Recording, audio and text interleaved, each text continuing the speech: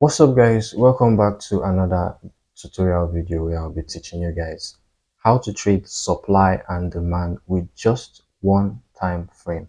All right, I do see a lot of people, when they are making the analysis, it's kind of like a top to bottom. They're starting from the daily time frame, then to the 4 hours time frame, and then to the 1 hour time frame, down, down, down, down, down.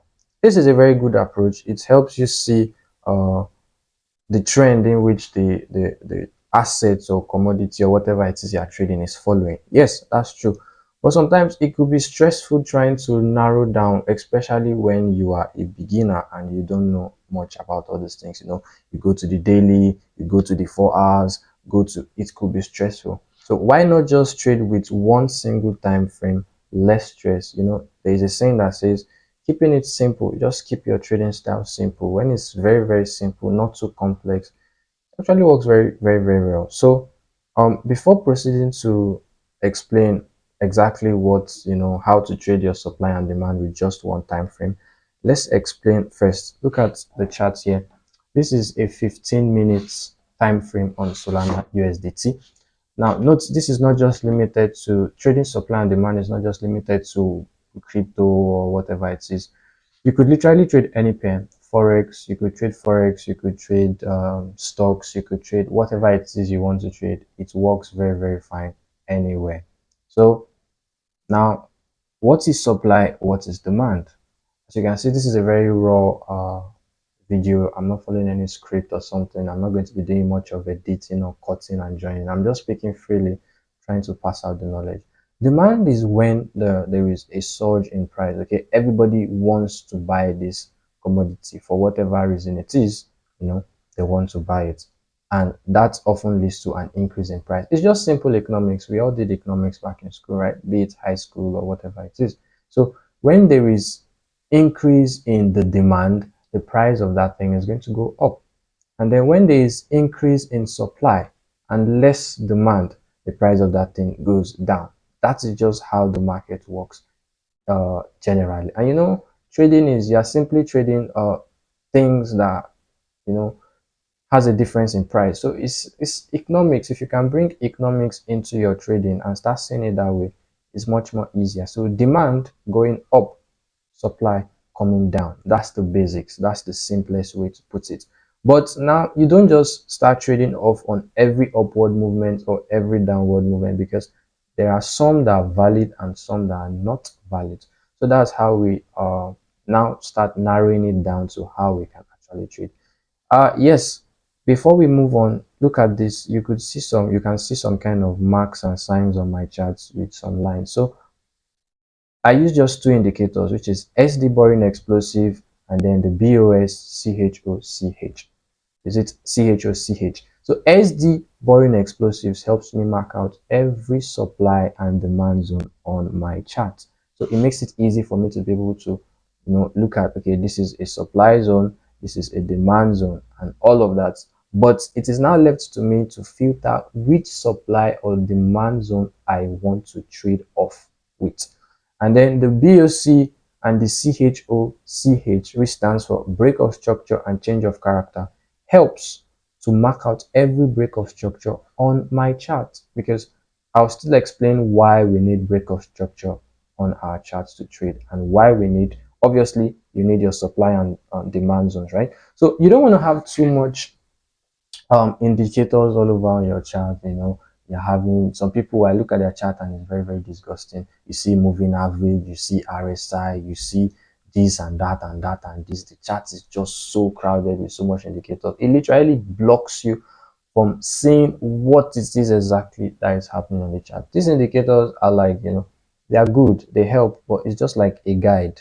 The main trader is here. You are the main trader, so you should be able to know how to execute and not just relying so much on too many indicators. All right, moving on. Yeah.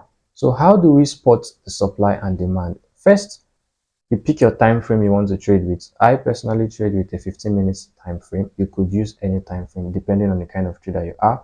If you're a scalper, you use a lesser time frame. I'm a day trader, so I use 15 minutes time frame. If you're a swing trader, you use about 4 hour time frame. It works best there. And obviously, also after this video, you don't just start jumping into it. You need to back test your strategy and make sure that it actually fits in with the kind of trading style you follow, the trading pattern you follow. So make sure that you back tested it enough to prove. So how do I mark out my supply and demand zones? Right. So you can see here that there was a kind of strong fall in the price. If I zoom out, they say zoom out so you can see a clearer picture of your chart. We had a upward push, which is, demand, very strong demand here. It went up. And from here, we can see that the price fell off drastically. There wasn't any kind of, pushback or something. It just fell very, very strongly. So this is a supply zone. And you can see the SD boring explosive marked it out for me as a supply zone. Now, how do I know which supply zone to trade off with and which one not to trade off with? There are some you want to actually avoid because they are not valid.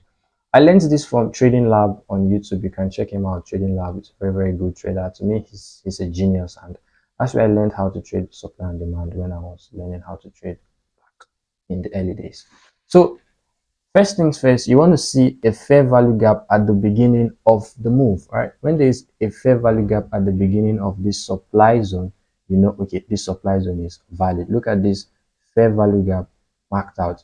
And the BOS indicator, you can check the settings. It helps you mark out fair value gap. You just enable it and it will mark out every single fair value gap on your chart. So you can see there's a fair value gap at the beginning of the move. What is a fair value gap? A fair value gap is simply a jump in price whereby there is an imbalance. That jump in price created an imbalance, so it gives the kind of gap in the candlesticks. If you can watch other videos explaining more about fair value gap. I won't really be explaining deep. I just want to talk about supply and demand. So step one completes, it's had a fair value gap. That's step one. Step two, that move had to break structure. As you can see, the BOS was formed. So you see the downward move here, it actually broke structure. That's step two complete. Step three is the move has to be aggressive. Okay, you can see the downward move was really, really, really significant. It wasn't something like this. Right, look at other charts, you see what I'm talking about. You don't want to be trading off with something like this. Look at this. It's literally very, very, very, very, very, very small. See this. You don't want to be trading with something like this. Yes, it came down, or something like this. Yes, it came down and it went up, but it's too small for us to generate enough data to see compared to this. Look at this. It's really, really went down significantly. That's what you want to be looking at. Step three complete. Step one is your fair value gap. Step two is it must have broke structure in the move, and step three is the move is aggressive. So upon having those three, now how do we draw the supply and demand zone? Or technically this is a supply zone. How do we trade off it? First thing first, you want to mark out the supply zone itself, which is like this.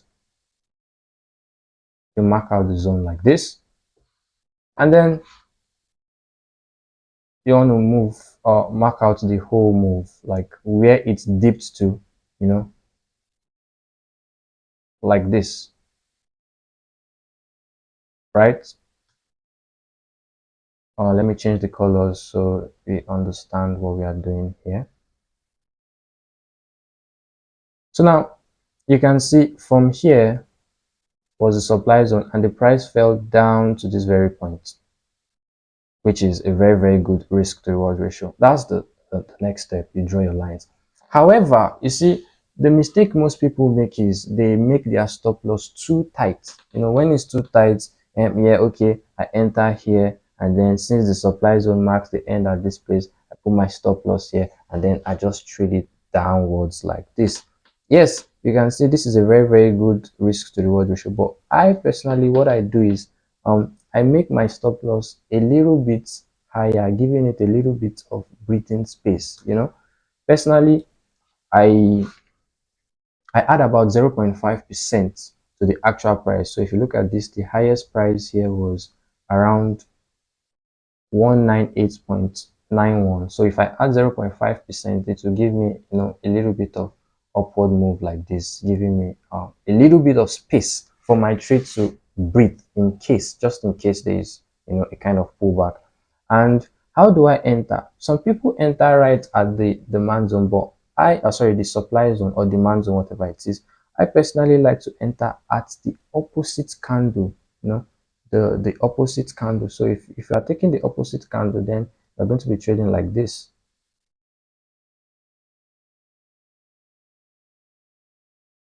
right? Something like this. So the opposite candle was here, and then I'm entering at the opposite candle. Set my stop loss 0.5% above the actual stop loss price like this.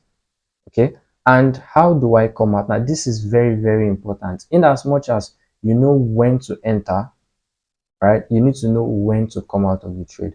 Some people will be like, okay, yeah, it's moved like this, and then okay, since it came down to something like this, let me draw my TP all the way down. So people are very, very, very, very greedy when it comes to, drawing. They want to capitalize on, the whole move. They want to take every single thing, which is, it's not a bad idea, but sometimes your trades might not hit TP.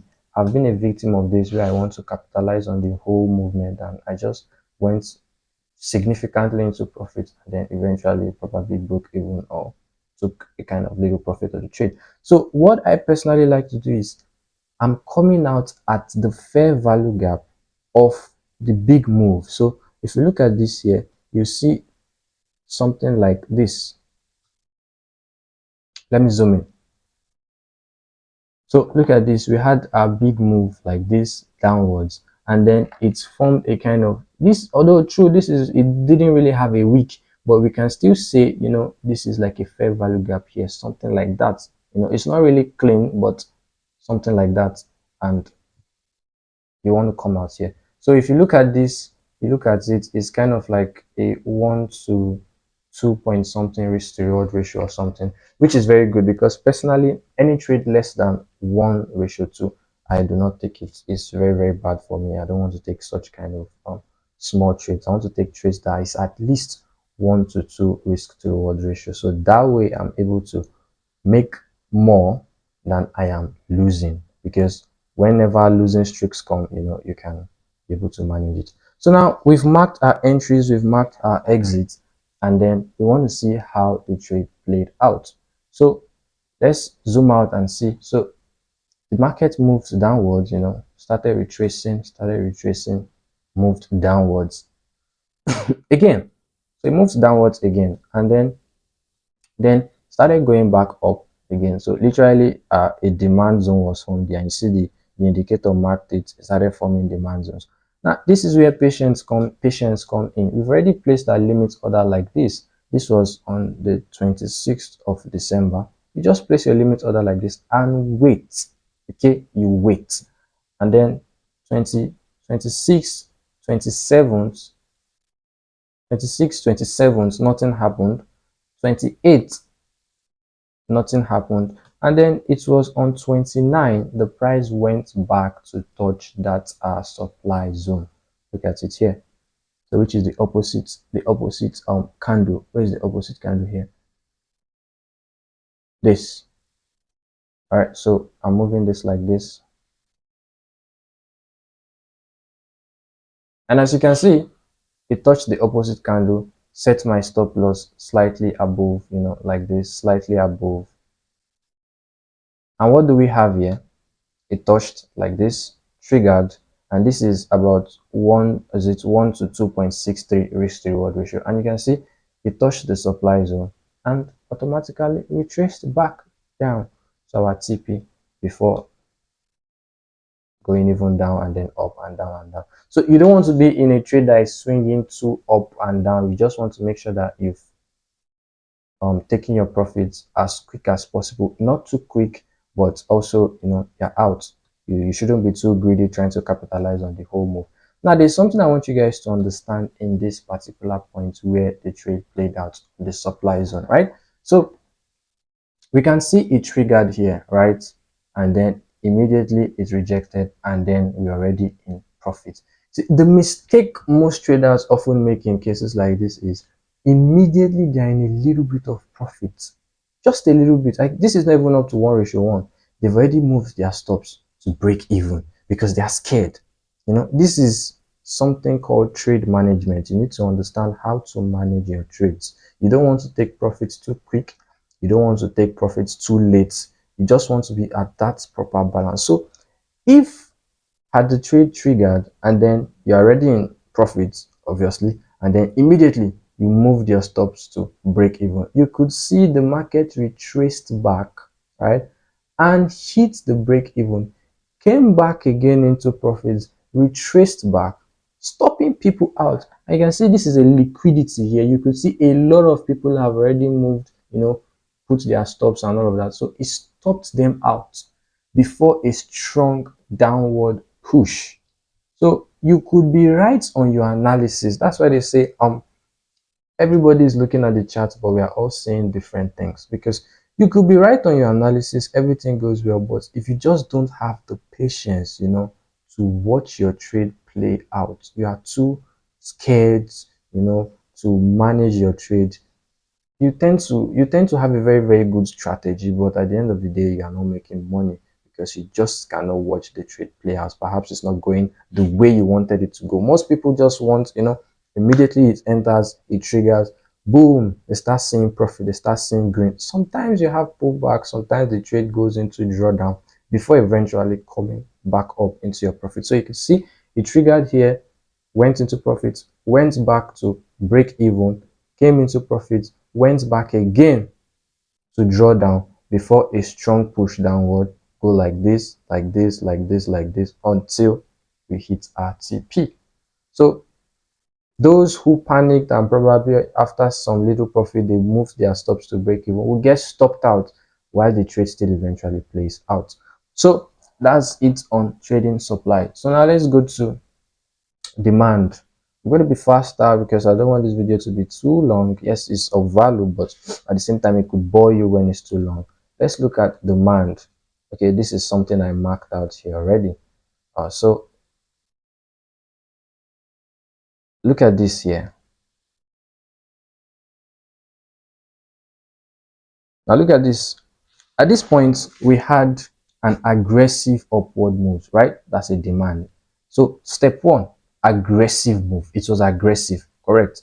A fair value gap at the beginning of the move. As you can see here, the fair value gap was there. So step two, complete. Step three, the move broke structure. You could see the indicator marks it out that it breaks structure for us. That is step three, complete. So how do I want to enter and how do I want to come out? I want to enter at the opposite candle, which is literally this, and then come out at the fair value gap formed up.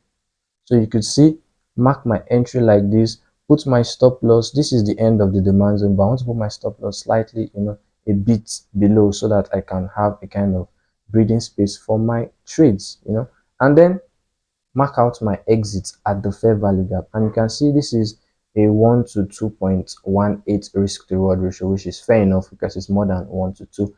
And what happened? The trade came down. Yes, it did not trigger. It was so close to triggering, and then it went back up to the TP. Okay, now this is another thing. There's something called strike rate in trading. When you make an analysis, but it doesn't just strike your entry. All right, so not all your entries will trigger. Sometimes you have trades that hit your stop loss, sometimes you have trades that hit your TP, sometimes you have trades that hit your break even, sometimes you have trades that doesn't really hit your TP and then comes down, and some would even be completely missed. It could get very close to your entry and then it moves. So in cases like this, you just cancel your order because it's missed. But that's not what we are here to explain. I'm just here to explain how the movement looks. So in most cases, it comes down. So let's assume it triggered. As it triggered, it went back up to where we set our exit at the fair value gap, the top of the fair value gap, and it's TP. So that is demand, trading on demand. The previous one is trading on supply. It is as simple as that. So that's literally how you trade supply and demand on one single time frame without trying to stress it out and narrowing down from um one daily time frame to 4 hour time frame to 1 hour time frame and all of that. You can just do it easily on one time frame. Now look at this. This is a supply zone newly formed, and it's coming down. You do not want to trade with this kind of move. As you can see, the downward move is not significant. It's more like a consolidation. The same thing with this. If you say you want to trade with this, well, I wouldn't recommend it. Why? Okay, yes, we have a kind of significant downward move. Yes, there's a fair value gap, but it has not broken structure. Right, since it hasn't broken structure, it is not valid to trade off with. Also, this comes to the end of the video. You could backtest it on whatever thing you trade with, be it on Forex, futures, indices, stocks, or anything. Just pick your time frame, pick whatever assets you trade, and then backtest it enough to gather enough data on it. And yeah, it's as simple as this. This is how you can trade supply and demand with just one time frame. So summary, the move has to be very, very aggressive. Okay, an aggressive move, either upwards or downward. It has to be very, very aggressive. If it is not aggressive, if it just slowly creeps up, do not trade with that kind of zone. The second thing is there has to be a fair value gap at the beginning of the move. When there's a fair value gap, it created like an imbalance in price. So mostly the price will definitely come down to retest that fair value gap. And thirdly, it has to break structure. So once it breaks structure, you know, okay, we have the three valid reasons for you to take that trade, and then you place your order and do not be emotional about it. However it plays out, it plays out. If it plays out in your favor, it does. If it doesn't, you trade another day. So make sure you're always risking what you can afford to lose on your trades. And yes, a disclaimer, I don't know if I said this earlier, but I didn't develop this edge. I actually learned it from Trading Lab. You could check out his YouTube. Just check Trading Lab and you will see how it trades. He has also different strategies, but this is the one that worked best for me in my trading. And I've never been happier trading anything aside this. So just stick to one pair, you know, one time frame, and one strategy if possible, and you'll become a profitable trader over the long run. So I'll see you guys in the next tutorial video. Cheers.